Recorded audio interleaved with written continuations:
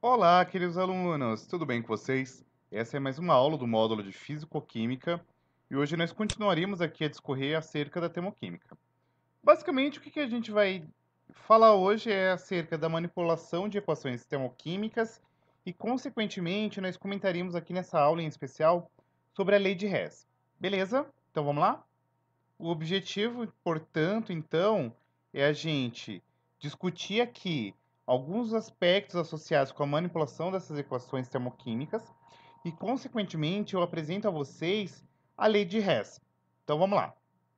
Recapitulando o que a gente havia descrito na primeira aula, toda e qualquer vez que a gente faz menção a uma equação termoquímica, é uma equação química que ela vai indicar, primeiro, a variação de entalpia de uma determinada reação química, os estados físicos das substâncias que fazem parte dessa reação e, consequentemente, as condições de temperatura e pressão, como dado, por exemplo, aqui nessa reação genérica, na qual você tem 2 mols de gás hidrogênio reagindo com 1 mol de gás oxigênio, gerando 2 mols de água no estado líquido. De maneira a qual, nessa reação, você tem uma variação de entalpia igual a menos 572 kJ, e essa reação ela se deu a 25 graus Celsius e a 1 atm de pressão. Além disso, é importante a gente se atentar que dentro agora desse universo das equações termoquímicas, a gente pode fazer algumas operações aí que vão facilitar com que a gente compreenda a dimensão de um processo termoquímico. Então vamos lá. Essa reação, por exemplo, aqui que está no slide, é a reação da síntese de amônia, na qual você tem 1 mol de gás nitrogênio no estado gasoso reagindo com 1 mol de gás hidrogênio, gerando aqui 2 mols de gás amônia, sendo que esse processo aqui ele tem uma variação de entalpia igual a 22 quilocalorias. Um dado interessante é que a gente pode fazer algumas manipulações termoquímicas, como, por exemplo, inverter essa equação. De maneira a qual, quando a gente inverte essa equação, nós teremos agora que o produto dará origem agora aos reagentes. De maneira a qual, quando a gente inverte uma equação termoquímica, consequentemente, a gente precisa obrigatoriamente inverter o valor do ΔH. Então, por exemplo, na condição inicial aqui, o valor do ΔH era igual a menos 22 quilocalorias. E agora, quando a gente inverte essa equação, o valor do ΔH passa a ser 22 quilocalorias. Beleza? Belezinha. Então vamos lá, ó. Uma segunda situação que a gente pode se debruçar aqui é quando a gente precisa, por exemplo, multiplicar ou dividir uma equação termoquímica. Então, por exemplo, essa mesma equação aqui termoquímica, a gente pode multiplicá-la, por exemplo, por 3. E, consequentemente, quando a gente triplica tanto o reagente quanto o produto, consequentemente, o nosso valor do ΔH precisa obrigatoriamente ser multiplicado por esse fator aí que a gente utilizou. Seja 2, seja 3, seja 4, e assim sucessivamente. Da mesma forma a qual, a gente pode ter uma segunda situação na qual, ao invés de multiplicarmos, a gente divide essa equação termoquímica. E, por consequência, o valor do meu ΔH também vai ser dividido aí pelo fator que a gente utilizou aí na equação como um todo. Tá bom? E aí, por fim, mas não menos importante, a gente pode ter agora situações na qual a gente pode somar equações termoquímicas, de maneira a qual a gente chega numa situação a qual a gente denomina como equação global. Então, por exemplo, você pode ter essas situações aqui que são reações intermediárias de um processo, de uma reação, e, consequentemente, quando a gente cancela e soma essas equações aqui, a gente chega na equação global e, consequentemente, quando a gente soma equações termoquímicas, obrigatoriamente a gente precisa somar o valor aqui dos ΔHs. Beleza? E diante disso, vamos pegar um exemplinho aqui para a gente conceituar. Ó, o calor liberado na condensação do vapor d'água é, em parte, responsável pelo aquecimento da superfície da nossa pele dentro de uma sauna a vapor. O calor liberado quando um mol de gás de água se transforma em um mol de água líquida, que é o processo de condensação, é segundo esse diagrama aqui apresentado, quanto? Então você vai ter que pegar agora uma situação na qual você tem aqui, ó,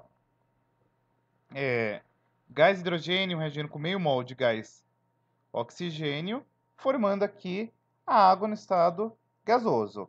E, consequentemente, essa água no estado gasoso, transformando-se aqui em água líquida.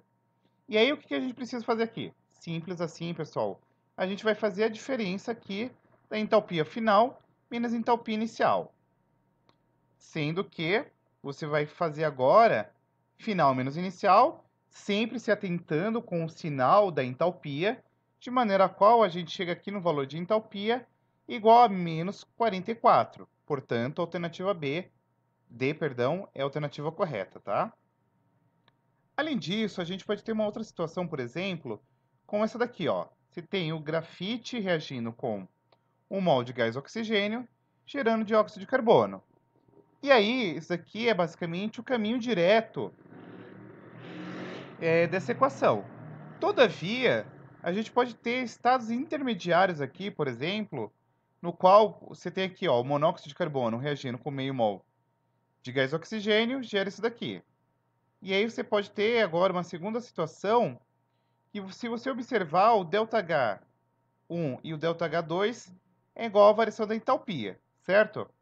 E aí quem fez essa observação foi o Henry Hess, e ele ficou agora conhecido esse rolê aqui como a lei de Hess. E aí você deve estar falando, mano, o que Jesus, o que inferno esse cara quer falar com isso? Se liga, ó, bem simples. A gente pode ter uma situação na qual uma reação química ela se processa em várias etapas, beleza? No entanto, essas etapas intermediárias entre o estado inicial e o estado final, para a gente pouco importa. O que vai ser importante de fato é o início e o fim desse processo, tá? No entanto, a gente vai pegar agora esse exemplo aqui, clássico, para vocês entenderem como que a gente utiliza agora a lei de Hess. Ó, então, por exemplo, você tem aqui, considere os seguintes calores de reação. Você tem o gás nitrogênio reagindo com 2 mols de gás oxigênio, gerando 2 mols de NO2. E aí tem um valor associado aqui de ΔH igual a 66 kJ por mol. E uma segunda reação que você tem 2 mols de NO reagindo com 1 mol de O2, gerando 2 mols de NO2. E aqui você tem uma variação de entalpia igual a menos 113 kJ por mol.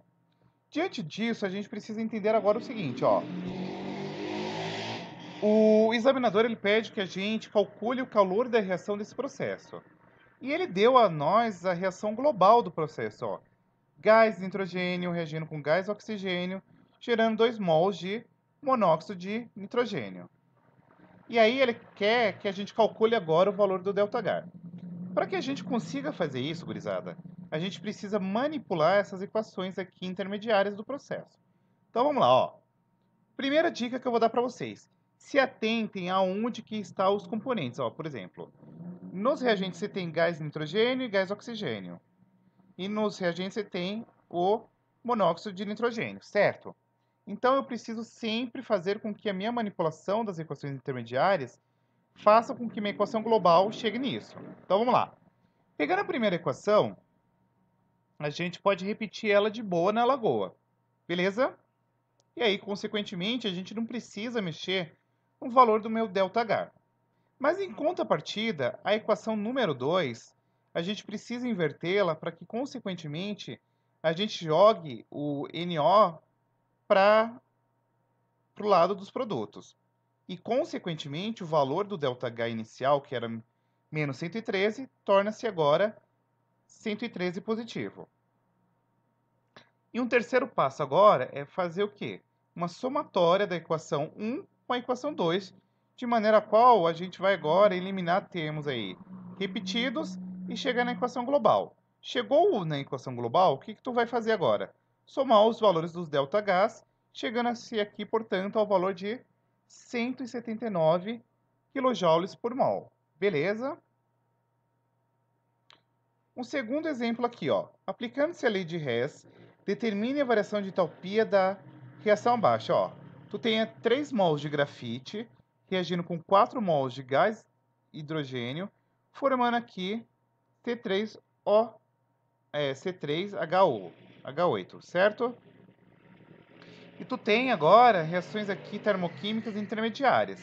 Então vamos trabalhar com elas aí, ó. Primeira equação. A primeira equação, eu fiz o quê? Eu multipliquei ela por 3, certo? E por consequência, o valor do meu ΔH também precisou ser multiplicado por 3. A segunda equação, se vocês se atentarem, eu a multipliquei por 4 e, consequentemente, o valor do meu ΔH também foi multiplicado por 4. Já a minha terceira equação, se vocês se atentarem, eu a multipliquei por... eu não a multipliquei, todavia eu fiz uma inversão. E, consequentemente, o valor do meu ΔH, ele também foi invertido. Ele passou de menos 531,1 para mais 531,1. E o quarto e último passo é somar essas equações, de maneira a qual a gente chega agora na equação global e, consequentemente, a gente só soma agora esses ΔHs, chegando, portanto, no valor de menos 24,10 quilocalorias, que era o que o exercício nos solicitava. Beleza? E era isso, gente. Espero que vocês tenham curtido o vídeo. Se você curtiu, se inscreva, ative o sininho de notificações, compartilhe, comente e ajude aí a fazer com que o canal cresça, tá bom? Um super beijo e até a nossa próxima aula. Fui!